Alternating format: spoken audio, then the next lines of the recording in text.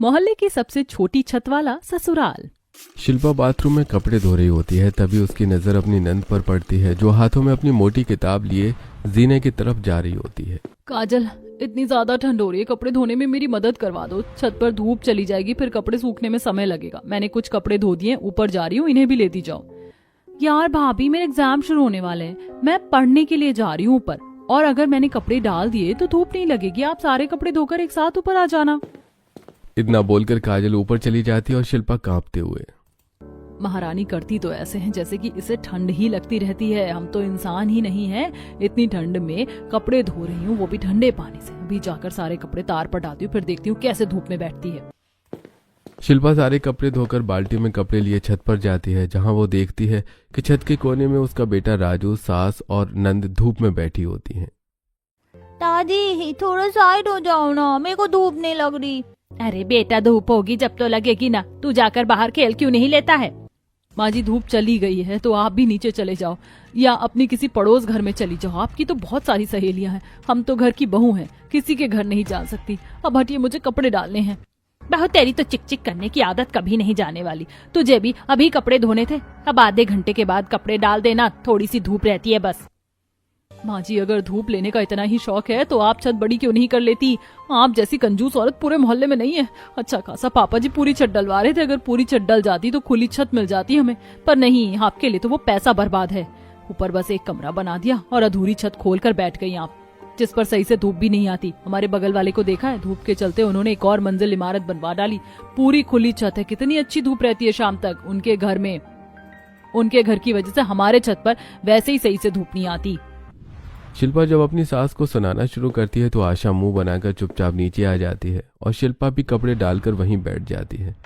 देखते ही देखते कुछ दिन बीत जाते हैं और एक शाम जब पूरा परिवार एक साथ खाना खा रहा होता है तो खाने के साथ उन्हें काफी ठंड लगती है। अरे बहू, सर्दियों में चावल बनाने की क्या जरूरत थी? चावल खाने के बाद कितनी ज्यादा ठंड लग रही है। हाँ पापा, ठंड तो सच में बहुत ज्यादा है। मैं तो सोच रहा हूँ कि क्यों न छत पर हम आग जला लें। अरे, आग जलाने से अच्छा है कि घर में 2 हीटर लेकर आ जाओ। इतनी छोटी सी छत है, पूरे मोहल्ले में सबसे छोटी छत हमारी है और घर भी छोटा है हमारा। मुश्किल से 5 लोग बैठ जाएं तो किसी दूसरे के लिए जगह नहीं बचती। आप आग जलाओगे, फिर सब अपनी कुर्सी लेकर बैठ जाएंगे, कुछ को जगह मिलेगी और कुछ खड़े होकर बस मुंह देखते रह जाएंगे। बहू, पैसे ना पेड़ पर नहीं होते, ऐसे ही बड़ी छत हो जाती और माना कि मोहल्ले में सबसे छोटी छत हमारी है, पर इसका मतलब ये नहीं कि हमारी छत हमेशा ही छोटी रहेगी। और भूल गई, तेरे ससुर जी फर्नीचर का काम करते हैं, दुकान पर कितनी सारी लकड़ियां पड़ी रहती हैं, लोग आकर खरीदते हैं उन लकड़ियों को, और तू कह रही कि लकड़ियों के रहते हुए भी हम हीटर लेकर आ जाए और अपना फिजूल का पैसा खर्च करें, साथ ही बिल भी भरें। माँ जी, इतनी कंजूसी भी अच्छी बात नहीं है, पर मेरा क्या है, जो करना है आप लोगों को कीजिए। शिल्पा मुंह बनाकर सारे गंदे बर्तन लेकर जाती है और पूरा परिवार छत पर जाता है, जहाँ तेज ठंडी हवा चल रही होती है। ये भगवान, कितनी तेज हवा चल रही है। अरे रवि बेटा, जल्दी करना। हाँ माँ, थोड़ा सब्र रखो, जला रहा हूँ आग। ठंडा में भी लग रही है। हाँ, मैं तो अपना स्टूल लेकर आ गई, मैं तो इसी पर बैठूंगी। आज बहुत ज्यादा ठंड हो रही है। अरे बहन, तुम लोग भी छत पर आग जलाने के लिए आए हो? वैसे ठंड में आग जलाने का भी अपना ही अलग मजा होता है। अब ठंड तो बहुत ज्यादा हो गई, देखो कितनी तेज ठंडी हवा चल रही है, शरीर सुन्न हो रहा है। अरे हाँ बहन, बहुत ज्यादा ठंड है, इसलिए तो आग जला रहे हैं। ये लो, आग भी जल गई। चलो भाई, अब हाथ पैर सेकना शुरू कर लो और थोड़ा बहू को भी बुला लो, बेचारी ठंडे पानी में काम करती रहती है। अब पूरा परिवार आग जलाकर हाथ सेकने के लिए बैठ जाता है और जब बहू नीचे से सारे बर्तन साफ करके ऊपर आती है तो वो देखती है कि उसके लिए जगह ही नहीं बची है। काजल, माँ जी, पापा जी, आप सब फिर से कुर्सी स्टूल लेकर बैठ गए हैं। ईंट लेकर भी तो बैठ सकते हो ना, कुर्सी की वजह से सारी जगह गिर जाती है। अब मैं कहाँ जाऊँ? मुझे भी ठंड लग रही है, ठंडे पानी में काम करके आई हूँ। मुझे भी जगह नहीं मिल रही और सारा धुआं भी मेरी तरफ आ रहा है, मेरी तो आंखें भी जलने लगी। भाभी, आपकी छत इतनी छोटी है कि आप सब खुद भी इस छत पर आराम से बैठकर हाथ नहीं सेक पाते। हमारी छत देखो कितनी बड़ी है, हम लोग भी तो कुर्सी लगा कर ही बैठे हैं, पर हमें हाथ सेकने में जरा भी परेशानी नहीं हो रही क्योंकि हमारी छत बड़ी है। सुन लिया माँ जी आपने? अब तो पड़ोसी भी हमारी छोटी छत का मजाक उड़ाने लगे हैं, और उड़ाएंगे भी क्यों नहीं, आखिर मोहल्ले में सबसे छोटी छत हमारी जो है। अरे करिश्मा बेटा, हमारी छत तो छोटी होगी ही ना, हमारा घर भी तो छोटा है और इंसान को उतना ही पैर फैलाना चाहिए जितनी बड़ी चादर हो। हम अपनी औकात से बड़ी छत थोड़ी ना बनवा सकते हैं। आंटी मैं तो बस ऐसे ही बोल रही थी, आप तो बस छोटी छोटी बात को लेकर बैठ जाती हो।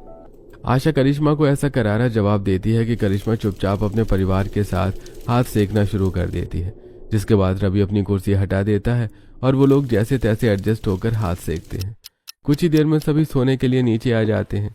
इसी तरह कुछ हफ्ते और बीत जाते हैं और एक दिन जब शिल्पा काजल के साथ छत साफ करने के लिए ऊपर आती है तो वो देखती है कि उसकी बगल वाली पड़ोसन, जिसकी छत उनके घर से ऊंची है, वो अपनी छत पर धूप में बैठी मूंगफली खाकर कूड़ा उसकी छत पर फेंक रही हैं। शांति आंटी कितनी बुरी हैं, हमारे घर को तो ये कूड़ादान समझती हैं। देखो तो जरा कैसे छत पर मूंगफली खाकर कूड़ा हमारे छत पर फेंक रही हैं। रुको काजल, इन्हें मैं अभी बताती हूँ। शांति आंटी जी, कूड़ादान नहीं है हमारा घर जहाँ आप कूड़ा फेंक रही हैं। अभी अभी मैंने छत की सफाई की थी ताकि हम लोग भी कुछ देर धूप में बैठ सके, गेहूं डाल सके, पर आपने तो हमारी पूरी छत ही गंदी कर दी। बहू माफ करना, तुम्हारी छत इतनी छोटी है कि इन दो बड़े घरों के सामने दिखती नहीं, धोखा हो जाता है बार बार। अगली बार से ध्यान रखूंगी। शिल्पा के बोलने पर शांति कूड़ा फेंकना बंद कर देती है और फिर एक बार फिर शिल्पा पूरी छत साफ करती है और छत पर ही धूप में बैठकर गेहूं धोने लगती है। कुछ ही देर में जब आशा और विनोद छत पर धूप सेकने के लिए जाते हैं तो गीली छत देखकर अपनी बहू से कहते हैं, अरे बहू, क्या तूने पूरी छत गीली कर दी? अब हम इस ठंड में कहाँ जाए? नीचे भी धूप नहीं आ रही है, थोड़ी सी तो धूप आती है छत पर, वो भी सिर्फ 2 बजे तक। तूने उस पर भी पानी फेर दिया। बहू, मैंने तुझे कितनी बार बोला कि गेहूं नीचे धोया कर और सुमित्रा आंटी की छत पर जाकर डाल दिया कर। उन्होंने कभी हमें मना किया है क्या किसी चीज के लिए? माँ जी, आप लोगों को ठंड लगती है, वैसे मुझे भी ठंड लगती है और मैं थक जाती हूँ, और वैसे भी मुझे दूसरों की छत पर अच्छा नहीं लगता बार बार जाना। अच्छा ठीक है बहू, तू गेहूं साफ कर ले और बाल्टी में रख दे।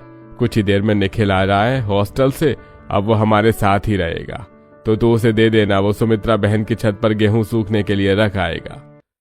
अपने ससुर के कहने पर शिल्पा गेहूं धोकर बाल्टी में ही रख देती है और पूरी छत अच्छे से साफ कर देती है, जिसके बाद आशा नीचे से चटाई लाती है और दोनों बुढ़ा बुढ़िया धूप में चटाई बिछाकर बैठ जाते हैं।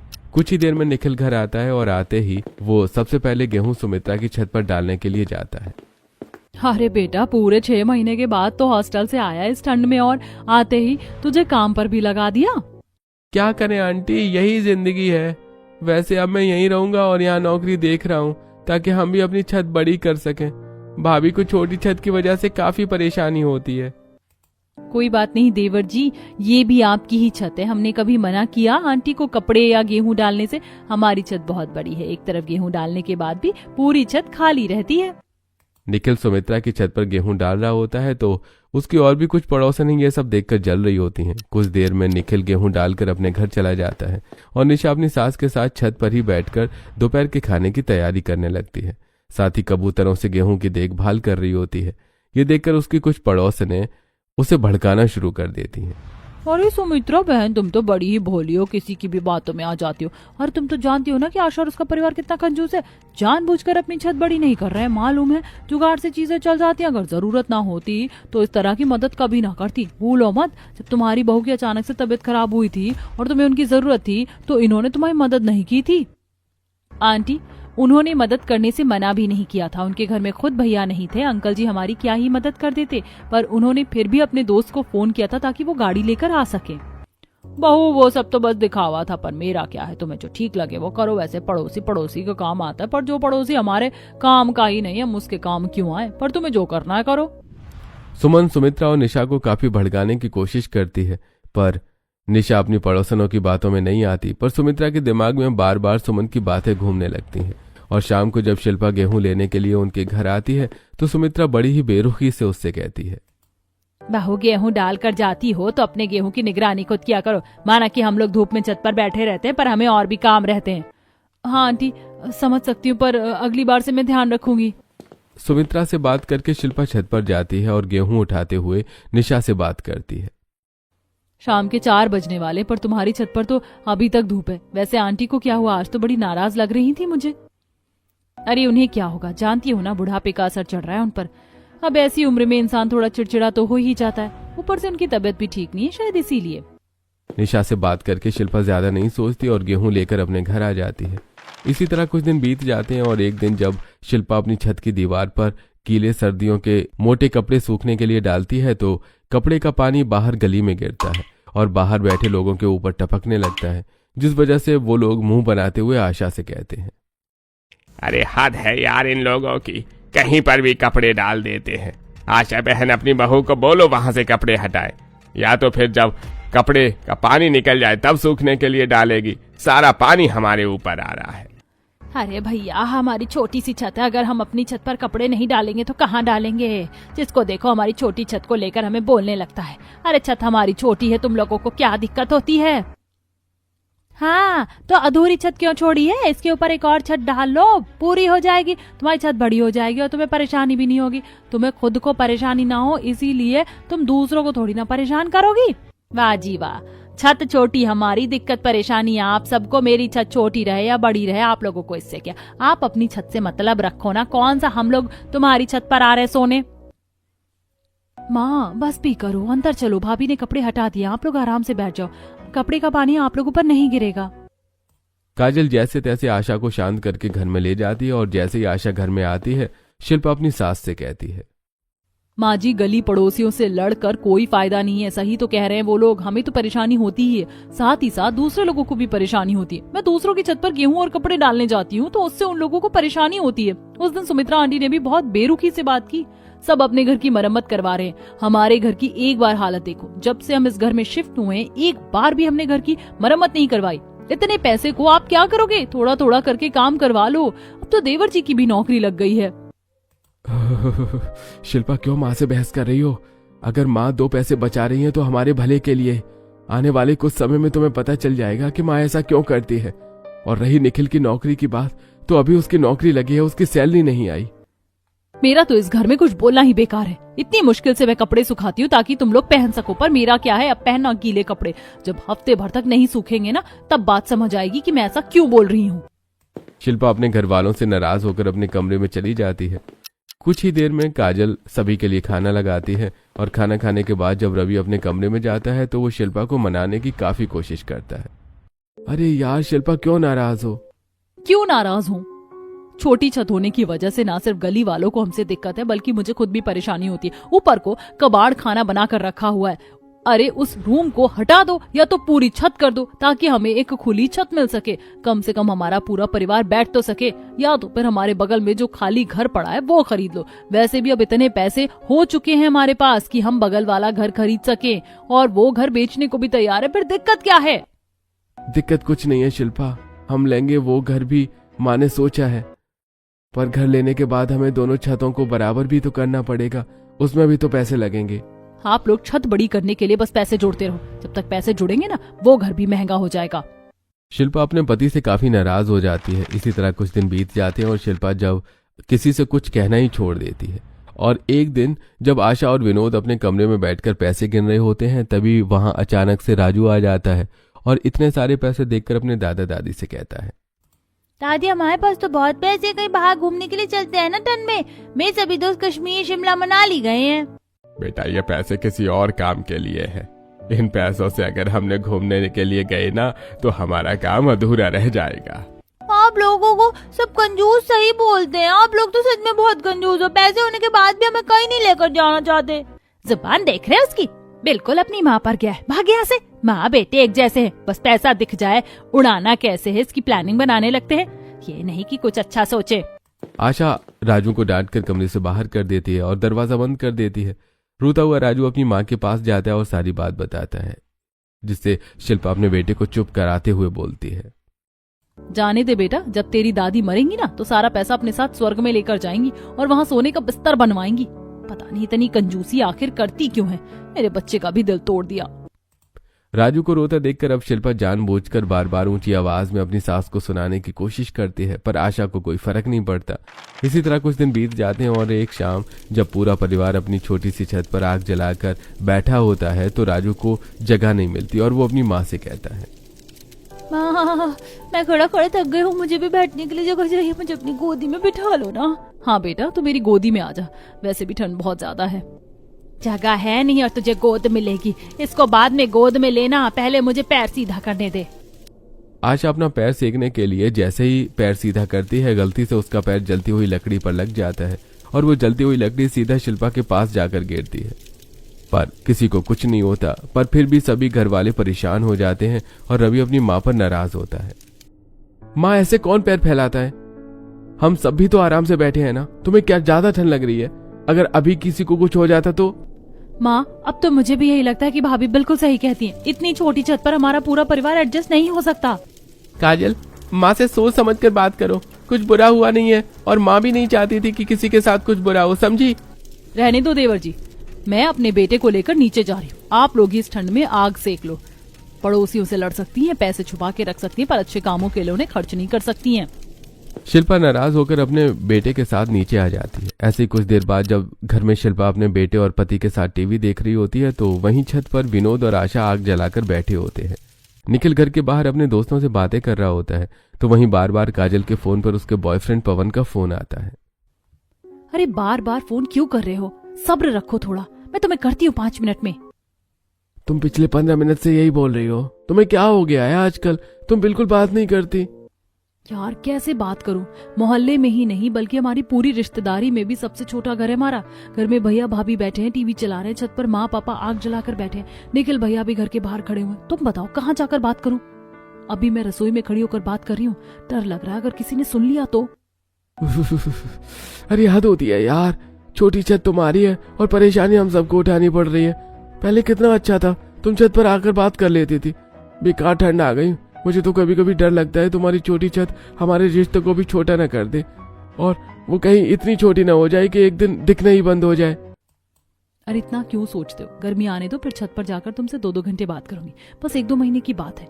अच्छा चलो अभी मैं रखती हूँ, कोई कोना नहीं मिल रहा है तुमसे बात करने का, मैसेज पर बात कर लो। ठंड और छोटी छत होने की वजह से काजल अपने बॉयफ्रेंड को भी सही से समय नहीं दे पा रही होती। इसी तरह कुछ दिन बीत जाते हैं और एक दिन आशा की नंद अपनी बहू और पोती के साथ उनके घर आती है। अरे आ गई तुझे अपने भाई की याद? हाँ, पूरे 4 साल बाद आई है। अब तो रक्षाबंधन पर भी आना बंद कर दिया तूने।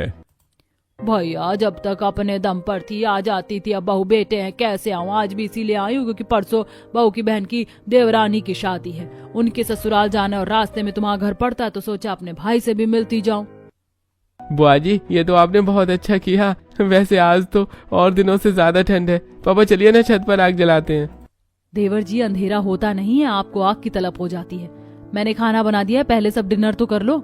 तारा और सिमरन के आने से पूरा परिवार खुश था, पर आशा अपनी नंद और उसकी बहू को देखकर अंदर ही अंदर मुंह बनाती है। आ गई हीरोइन कमियां निकालने के लिए है। बेटे की सरकारी नौकरी है, सरकारी अपार्टमेंट मिला है रहने के लिए तो इतरा रही हैं। अभी तक तो मुंह बंद है, पर पक्का मौका मिलते ही हम लोगों का मजाक जरूर बनाएंगी। आशा चुपचाप बैठकर बस तमाशा देख रही थी। कुछ देर में पूरा परिवार खाना खाकर छत पर जाता है और जब विनोद अपने बेटों के साथ मिलकर आग जला रहा होता है तो उनकी छोटी छत देखकर तारा और सिमरन हंसने लगती हैं। क्या हुआ भाभी? बुआ जी, आप हंस क्यों रही हैं? अरे देवर जी, आप लोगों के घर की छत कितनी छोटी है आपको तो पता है। इससे बड़ी तो मेरी रसोई है जो आपके भैया को गवर्नमेंट की तरफ से मिली है। वो अपार्टमेंट बहुत बड़ा है और छत इतनी बड़ी है कि 100 से 200 आदमी आराम से बैठ सकते हैं, पर यहाँ तो 5 से 6 लोग नहीं बैठ सकते और आप छत पर आग जला रहे हैं। भैया भाभी तो शुरू से कंजूस हैं और उन्होंने आपको भी अपनी तरह बना दिया। कम से कम आप तो अपनी छत बड़ी कर लेते या ऐसा घर कर लेते जहाँ की छत बड़ी हो। तारा, तुम्हारे बेटे को गवर्नमेंट की तरफ से घर मिला है और हमने अपने दम पर खरीदा है। तुम्हें सब सरकार की तरफ से मिलता है पर हमें खुद करना होता है। फर्क तो होगा ही। तुम्हारे पास ज्यादा पैसा है, तुम ज्यादा खर्च करो, हमारे पास कम है तो हम कम खर्च करेंगे। भाभी आप तो मेरी छोटी छोटी बातों का बुरा मान जाती हो। भैया लगता है भाभी को मेरा यहाँ आना पसंद ही नहीं है। अरे नहीं तारा, ऐसा बिल्कुल नहीं है। तू तो जानती है अपनी भाभी का नेचर। विनोद बात को घुमा देता है, जिसके बाद जितने लोग ऊपर छत पर एडजस्ट हो पाते हैं वो लोग छत पर बैठकर हाथ सेकने लगते हैं। और इसी तरह कुछ दिन बीत जाते हैं और एक दिन आशा और विनोद अपने बगल वाले घर के मालिक के घर जाते हैं और उन्हें कुछ पैसे देते हुए कुछ पेपर पर साइन करते हैं। आंटी, आप जानती हैं मकान का रेट बढ़ चुका है, पर आपने मुझे एडवांस पैसे दे रखे थे और कह रखा था, इसीलिए मैंने दाम नहीं बढ़ाया और ना ही किसी और को दिया। अरे बेटा, ये तो तुमने बहुत अच्छा किया। वैसे घर लेना कोई आम बात नहीं होती। एक एक पैसा जोड़कर मैंने वो छोटा सा घर लिया था, पर उसकी छत इतनी छोटी है कि हमें ठंडी हो या गर्मी बड़ी दिक्कत होती है। गर्मियों में भी हम छत पर सो नहीं पाते। अब तुमने अपना घर हमें दे दिया तो दोनों छतों को बराबर कर देंगे, और जब छत बराबर हो जाएगी तो आधी से ज्यादा परेशानी भी खत्म हो जाएगी। क्योंकि अगर किसी और के घर पर गेहूं कपड़े डालो तो आजकल पड़ोसियों को भी बुरा लगता है। हाँ, वो बात तो है आंटी, और मुझे तो वैसे भी अपना घर बेचना ही था। हम लोग वहां रहते तो है नहीं। अच्छा बेटा, हम चलते हैं। कल मेरे बहू बेटे की एनिवर्सरी है और कल के दिन हम ये सरप्राइज देना चाहते हैं। कागजी कार्रवाई खत्म करके विनोद आशा के साथ घर आता है और पेपर्स अपने कमरे की अलमारी में छुपा देता है। देखते ही देखते पूरा दिन बीत जाता है और अगले दिन जब रवि और शिल्पा की सालगिरह होती है तो उस दिन पूरा परिवार घर सजाता है। राजू, तू क्या कर रहा है? हट यहाँ से। निखिल भैया, इन बैलून्स को दीवारों पर लगा दो। सब कुछ मैं ही करूंगा क्या? अरे तुम दोनों भाई बहन बिना लड़े कोई काम नहीं कर सकते हो क्या? जो तूने केक ऑर्डर किया था वो अब तक आया क्यों नहीं? रवि और शिल्पा कुछ ही देर में घर आ जाएंगे। जानता है ना अपनी भाभी को कितनी जल्दी शॉपिंग करके आ जाती है घर। इस तरह आशा अपने बेटा बहू की गैर मौजूदगी में कुछ बलून्स और उनकी फोटो एक दीवार पर लगाकर घर सजाती है। कुछ ही देर में जब रवि और शिल्पा घर आते हैं तो सभी घर वाले एक साथ उन्हें उनकी एनिवर्सरी विश करते हैं। Happy anniversary, happy anniversary. अरे ये क्या, आप लोगों ने ये सरप्राइज हमारे लिए प्लान किया? माँ, ये सारा प्लान दादी का था और चाचा बुआ के साथ मैंने भी घर सजाया है। माँ, राजू क्या कह रहा है? सच में हमारी सालगिरह की प्लानिंग आपने और पापा ने की? अरे बेटा, ये तेरी माँ है। तू अपनी माँ को जितना कंजूस समझता है ना, वो है नहीं इतनी कंजूस। तेरी माँ एक एक पैसा सही जगह खर्च करती है और सही समय पर ऐसा सरप्राइज देती है ना कि अच्छे अच्छे लोग हैरान रह जाते हैं। अब जल्दी से केक काटो तुम्हारे लिए। हमारे पास एक और प्लान है। बहू की शिकायतें भी तो दूर करनी है। विनोद की बात सुनकर सभी हैरान हो जाते हैं। अब जल्दी से शिल्पा अपने पति के साथ सभी घर वालों के साथ मिलकर केक कट करती है और अपनी शादी की 10वीं सालगिरह मनाती है। जिसके बाद विनोद और आशा प्रॉपर्टी के पेपर लाकर अपनी बहू को देते हुए कहते हैं, बहू, मेरे लिए मेरे दोनों बेटे एक बराबर है। अभी निखिल की शादी नहीं हुई, पर कल को उसकी भी बीवी आएगी तो हमारा घर और छोटा पड़ जाएगा। फिर छत पर जगह ही नहीं बचेगी। इसीलिए मैंने सोचा कि बगल वाला घर खरीद लिया जाए। इतने सालों से मैं उस घर को लेने के लिए पैसे जोड़ रही थी। हमने 5 साल पहले ही घर के मालिक से बात कर ली थी और उसे एडवांस भी दे दिया था। पूरे पैसे होते ही उन्होंने वो घर तुम दोनों के नाम लिख दिया। ये घर अब मेरे दोनों बच्चों के नाम है। अब हम दोनों छतों को मिलाकर अपनी छत बड़ी कर सकते हैं, और जब हमारी छत बड़ी होगी तो हमारी छत मोहल्ले की सबसे छोटी नहीं, सबसे बड़ी छत बनेगी। माँ जी, इस घर में मैं पिछले 10 साल से रह रही हूँ, पर मैंने आपको कभी समझने की कोशिश ही नहीं की।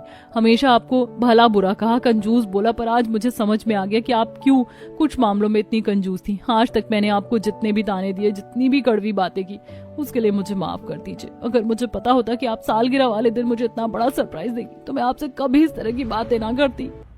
शिल्पा इमोशनल हो जाती है। जिसके बाद आशा अपनी बहू के आंसू पोंछती है और पूरा परिवार एक साथ डिनर करके छत पर आग जलाने जाता है। तो वहीं रवि और विनोद कंस्ट्रक्शन वाले से बात करते हैं और अगले ही दिन कंस्ट्रक्शन वाले घर आते हैं और दोनों घरों के बीच की दीवार को तोड़ देते हैं और पूरी छत डालते हैं।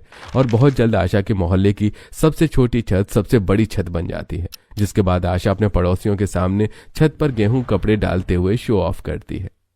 बहू, हमारी छत इतनी बड़ी हो गई है कि मोहल्ले की कुछ और औरतें भी हमारी छत पर जाकर कपड़े और गेहूं डाल सकती हैं। यह तो तुमने बिल्कुल सही कहा बहन। वैसे आज मेरी छत पर काफी सारे कपड़े हैं, गेहूं रखने की जगह नहीं। तुम्हारी छत तो काफी बड़ी हो गई। क्या मैं अपना गेहूं डालने के लिए आ जाऊं? हाँ हाँ आंटी, क्यों नहीं, बिल्कुल आओ। और मैं तो कहती हूँ पूरे दिन धूप में हमारी ही छत पर बैठे रहना और अपने गेहूं की निगरानी भी रखना। हम औरों की तरह नहीं है जो अपनी बड़ी छत पर इतराए या किसी के कान भरे। इंसान को किसी की भी बुराई नहीं करनी चाहिए। सभी का किसी न किसी दिन बदल ही जाता है। इस तरह शिल्पा और आशा की खुशी मोहल्ले वालों को साफ नजर आती है और वो लोग भी उन सभी को करारा जवाब देते हैं। और अब जो कोई उनके छोटे छत होने का मजाक बनाते थे, अब वही लोग उनसे जलते हैं और अब शिल्पा और आशा भी अपने बड़े छत होने से इतराते हैं।